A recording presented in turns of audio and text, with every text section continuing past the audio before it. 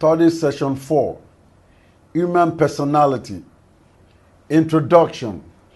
The word personality means different things to many people.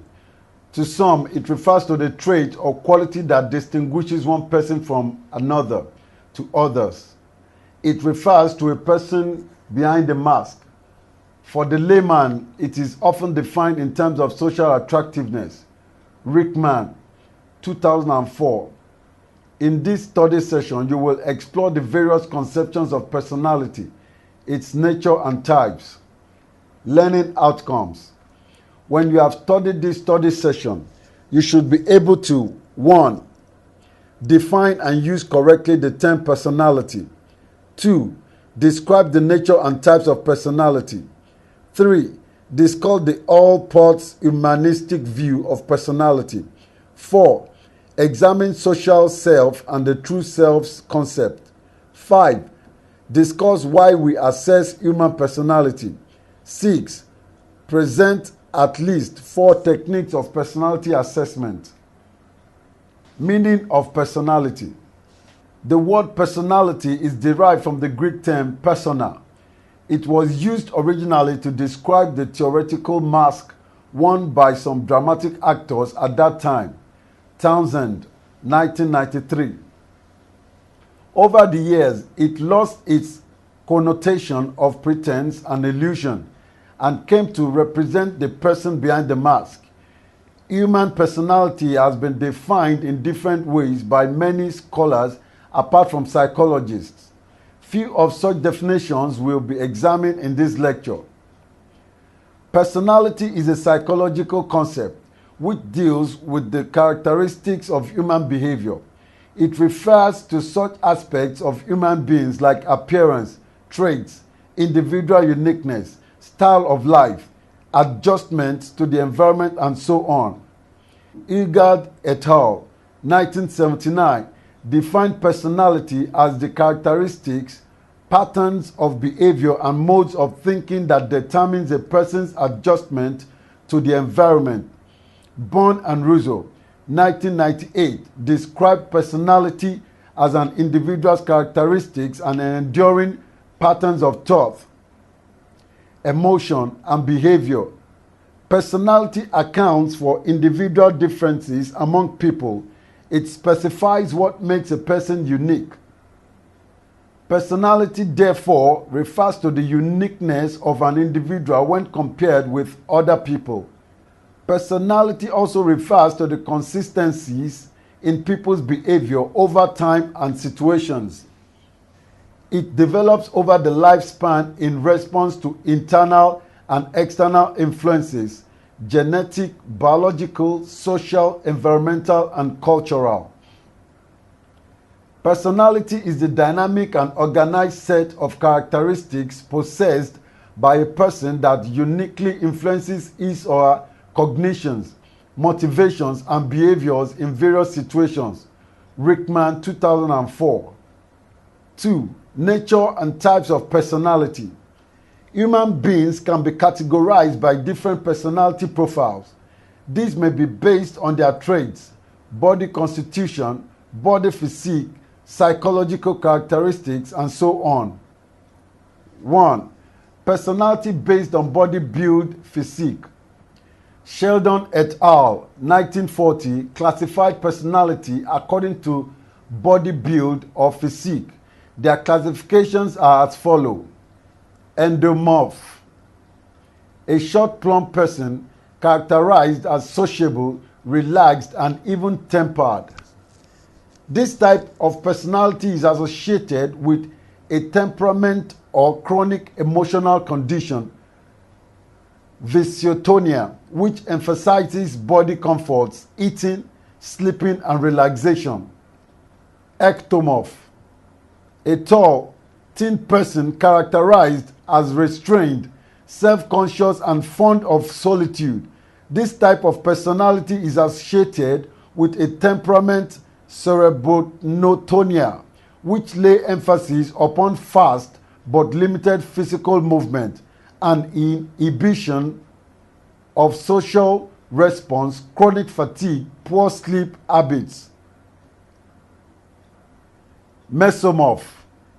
A heavy-set, muscular individual described as noisy, callous, and fond of physical activity.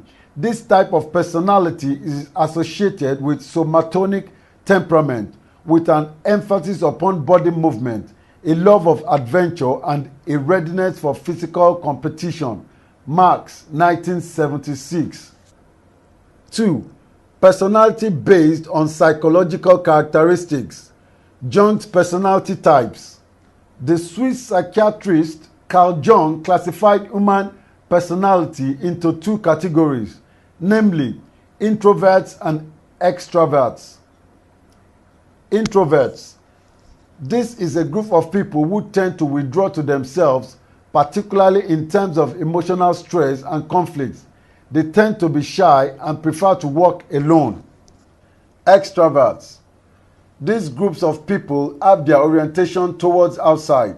Thus, under stress, they seek the company of others.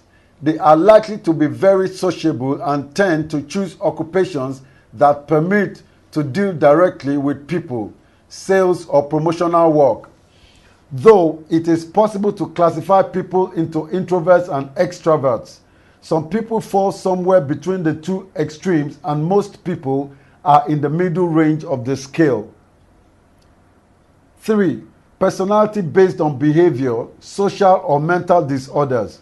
Obsessive, compulsive personality. Obsession is a repetitive, unwanted, intrusive cognitive event in form of thoughts, images, or impulses. Example, a thought of jumping into a well. Compulsion is a ritualistic act. Example, checking the door several times to see whether it has been locked. Obsessive. Compulsive personality, therefore, is an enduring pattern of thinking and behavior that is characterized by perfection and inflexibility. People with this personality are always preoccupied with rules and efficiency, judgmental, extremely conscious, and moralistic. Paranoid personality.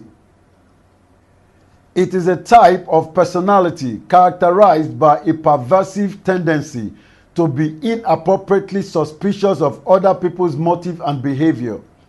People with this kind of personality always suspect that other people are trying to harm them and therefore avoid such people so as not to injure them. Schizoid personality. It is a kind of personality with an enduring pattern of thinking and behavior characterized by pervasive indifference to other people. People with this personality prefer social isolation to interaction with friends and family. Example, living in government quarters. They are socially shy, introverts who are unable to form social relationships and usually loners. Borderline personality.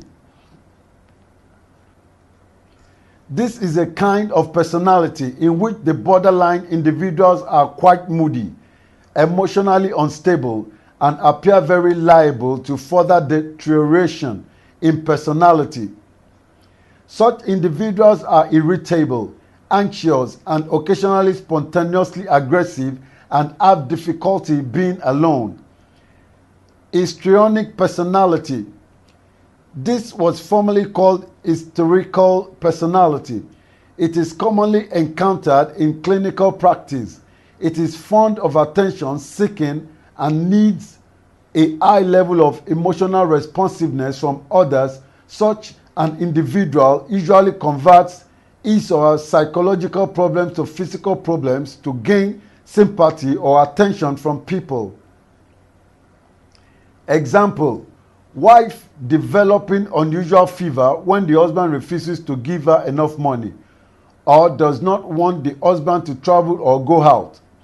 Other types of personality based on behavioral, social, or mental disorder are passive aggressive, narcissistic, avoidant, dependent, schizotypal, multiple personality.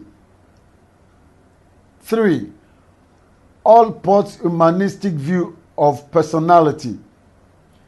Allport, like many investigators in the discipline, commented on the virtual impossibility of defining personality in precise terms. Allport, 1961, defined personality as the dynamic organization within the individual of those psychophysical systems that determine its characteristic behavior and thought. He referred to personality or self as dynamic organization because he believed that personality cannot fully be regarded as a collection of fragmented components, acting independently of one another. He saw personality as striving toward unity and as continually evolving and changing. Therefore, the person is in a state of becoming. The focus of Allport's theory is on traits and other internal characteristics as determinants of behavior as described in Lecture 5. However, in his theory, personality development centers on the concept of the self. He classified self as follows. 1. Proprium or self. According to Allport, proprium self implies a sense of what is peculiarly ours, including all aspects of personality that make for inward unity. In his view, the proprium or self develops continuously from infancy to death and moves through a series of stages. 2. Bodily self. This is the first aspect of selfhood. It becomes salient in infancy. As infants, we are continually receiving sensory information from our internal organs, muscles, joints, and tendons. These sensations become particularly acute when we are hungry, frustrated, and when we bump into things. In such situations, we learn the limits of our bodies. As we mature, these recurrent bodily sensations provide information that confirms our own existence. 3. Self-identity. This is the second aspect of the proprium or self. It develops during the first 18 months of life. Despite the vast changes that occur in the course of our lives, there is a certain continuity and sameness in the way we perceive ourselves. 4. Self-esteem. This is the third part of the proprium and emerges during the second and third years of life. At this point, children have become more familiar with their environment. They experience pride when they master available tasks and humiliation when they fail. One symptom of their growing awareness is the outpouring of opposition to virtually any suggestion from their parents. It is a time for testing the limits of the environment and for refusing to take orders from other people. Children are typically negativistic at this stage. These oppositional tendencies often reappear in adolescence when the perceived enemies typically are parents and other authority figures. 5. Self-extension. Between 4 to 6 years, children are primarily concerned with possessions. At this age, they are typically very egocentric. According to Allport, as people mature, they extend their loyalties to family, church, nation, and career group. They no longer see these groups from a selfish perspective, what can they do for me, but become more concerned with benefiting other people on the basis of moral principles and ideas. Therefore, self-extension in the earliest phases of development is selfish, while in the later phases it is unselfish. 6. Self-image. Along with self-extension, children begin to develop a self-image. According to Allport, the self-image has two components, namely, 1. Learned expectations of the roles we are required to enact, and 2. Aspirations for the future we seek to attain. The self-image evolves slowly in conjunction with the conscience. Children learn to do things that others expect them and to avoid behaviors that will bring disapproval. They begin to formulate plans for the future and to make tentative decisions about careers and the values they will embrace. 7. The self as rational coper. During the period between 6 and 12 years, children begin to engage in reflective thought. That is, they begin to sense their rational power and to exercise them. They devise strategies to cope with problems and delight in testing their skills, particularly intellectual ones. At the same time, they are capable of distortion and defense. 8. Appropriate striving. From the beginning of adolescence at age 13, people begin to develop the facet of the self called appropriate striving. Allport distinguished between two kinds of motives, which are peripheral and appropriate motives. Peripheral motives. These are impulses and drives. The striving towards immediate gratification of needs and reduction of tension. Example, we are hungry, we eat, we are thirsty, we drink, etc. Appropriate motives. This involves the deliberate increase or maintenance of tensions in the service of important goals. Example, striving to attain a college degree. Appropriate striving is ego-involved behavior characterized by the unification of personality in pursuit of major life goals. 9. The self as knower. In adulthood, we begin the development of the self as knower. At this period, we are capable of integrating all the prior aspects of the proprium into a unified whole. Though the various aspects at the proprium or self may first emerge at different stages of life, they all continue to develop and do not function separately. Several or even all of them can operate simultaneously in a given situation. 4. Social self and the true self. Carl Rogers, 1959, posited that the social self is the organized set of characteristics that the individual perceives as being peculiar to him or herself. It is primarily acquired through contact with other people. Rogers believed that when we interact with significant people in our environment, example, parents, brothers, sisters, friends, teachers, co-workers, etc., we begin to develop a concept of self that is largely based on the evaluations of others. That is, we come to evaluate ourselves in terms of what others think and not in terms of what we actually feel. The reason we rely so heavily on the evaluation of others is that we have a strong need for positive regard. For instance, when we satisfy another's need, we experience satisfaction of our own need for positive regards. As a consequence, the desire for positive regards from others may become more compelling than our own organismic valuing process. For example, if we feel that aggression against other people is wrong, but significant others places a positive value on it, we ignore the validity of the feelings of our true self and act in terms of their expectations as a means of gaining their approval. This need to seek approval and avoid disapproval leads to social self-concept that is conditional on the performance of certain kinds of behavior. Such a self-concept carries with it conditions of worth. We perceive experiences and behaviors as acceptable only if they meet with approval from others.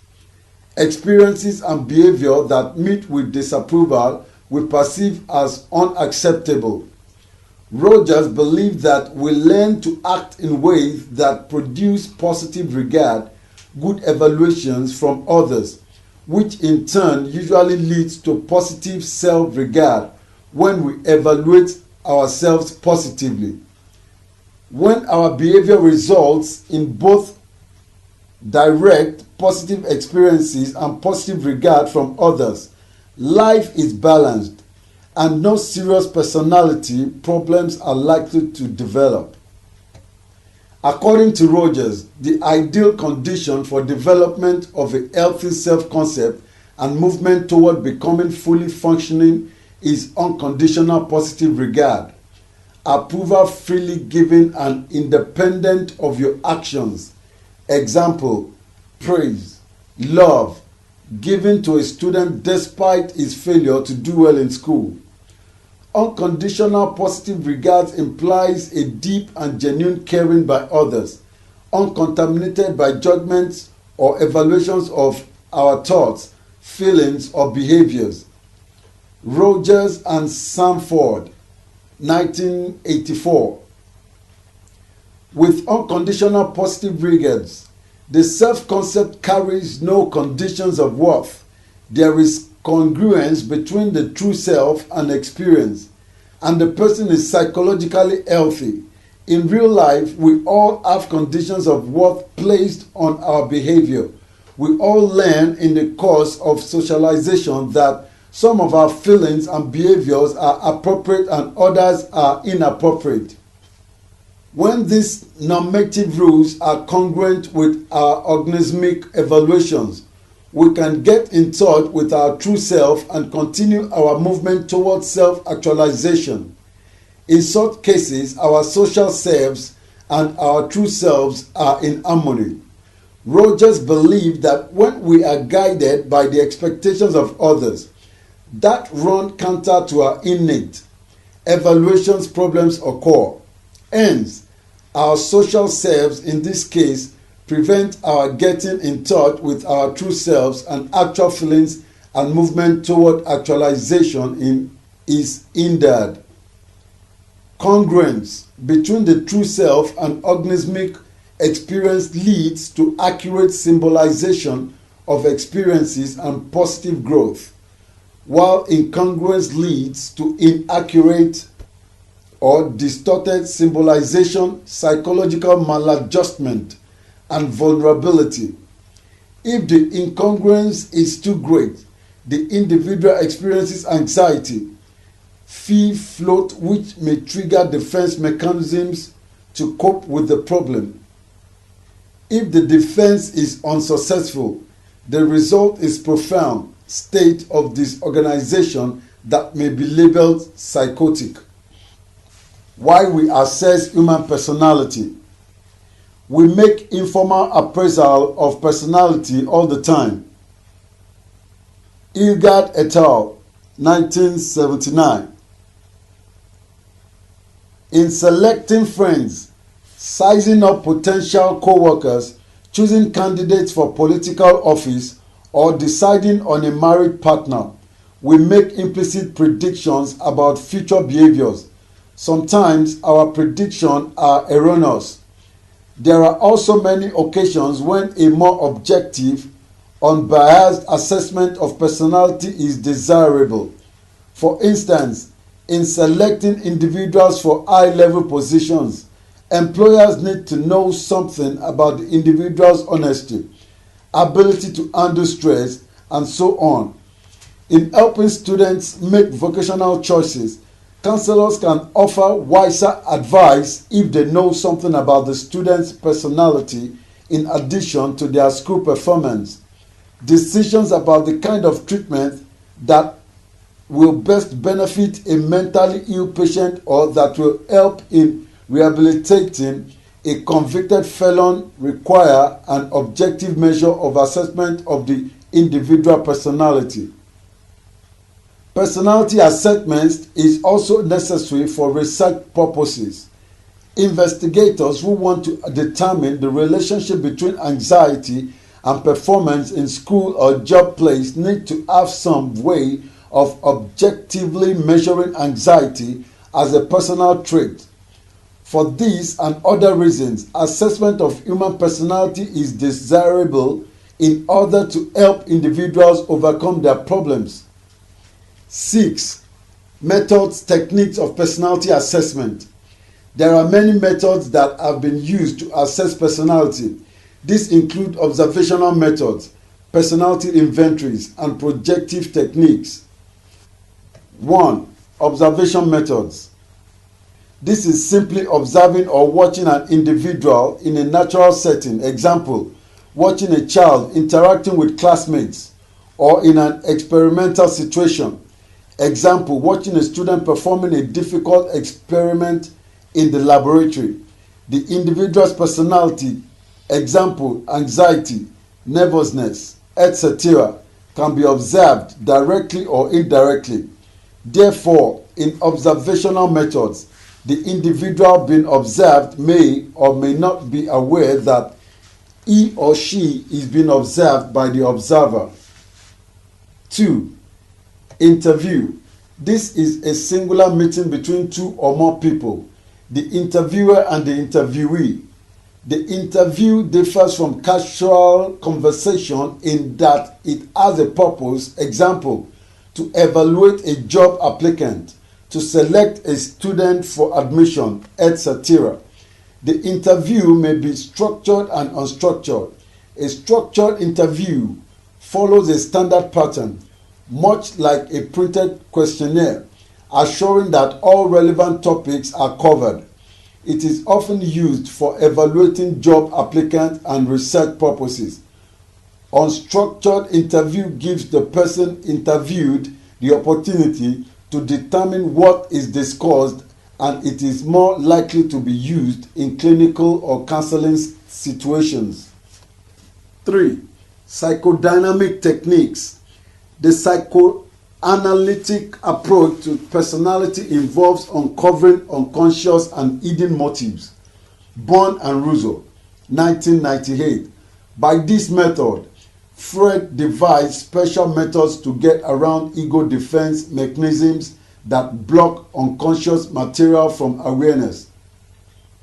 In early attempts, he interviewed patients under hypnosis.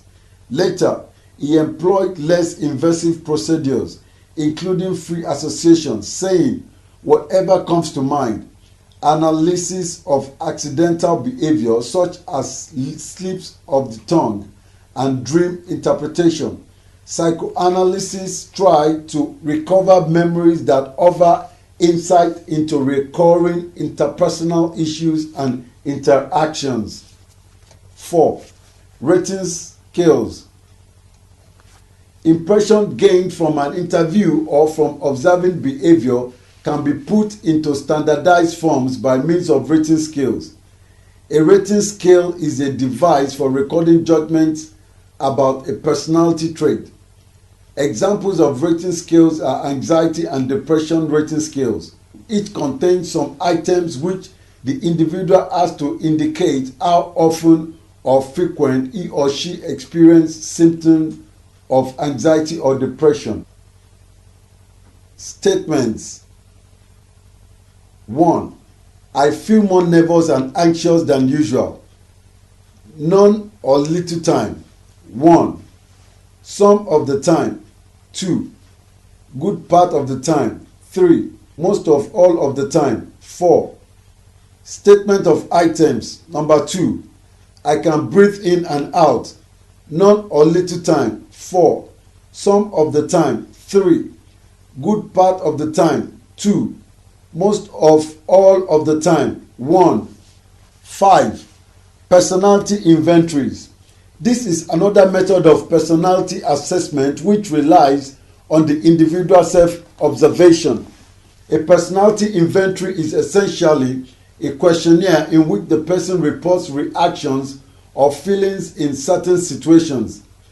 It resembles a structured or standardized interview in that it asks the same questions of each person, and the answers are usually given in a form that can be easily scored, often by a test scoring machine. A personality inventory may be designed to measure a single dimension of personality. Example, anxiety or several personality traits simultaneously. Examples of personality inventories are: 1. The 16 Personality Factor Questionnaire, 16PF. 2. Minnesota Multifaceted Personality Inventory, MMPI. 3. California Psychological Inventory, CPI. 4. iSync Personality Inventory, EPI. 6. Projective techniques and tests. Typically, projective instruments disguise testing procedures, insofar as test takers are rarely aware of the type of psychological interpretation that will be made of their responses. Anastasi and Obina, 1997. They are characterized by a global approach to appraisal of personality. Attention is focused on a composite picture of the whole personality rather than on the measurement of separate traits. They help in revealing covert, latent or unconscious aspects of personality. A projective test presents an ambiguous stimulus to which the person may respond as he or she wishes. No specific response is demanded. The individual projects his or a personality onto the stimulus, just as a movie camera projects an image onto the screen. The projective test taps the individual's imagination through imaginative productions. It is assumed that the person reveals something about him or herself. Two of the most commonly used projective techniques are: 1. Thematic apperception test, TAT. 2. Rorschach ink blot test, RIT. Study session summary. In this study session, we find personality as the traits or qualities that single out one person from other persons, the characteristic patterns of behavior and modes of thinking that determines a person's adjustment to the environment. We also noted its categories to include body physique, psychological characteristics and behavior, social or mental disorders. We noted that according to Allport, self can be categorized into the proprium bodily self, self-identity, self-esteem, self-extension, self-image, self as rational corper, appropriate striving, and the self as knower. End of study session 4. Thank you for listening.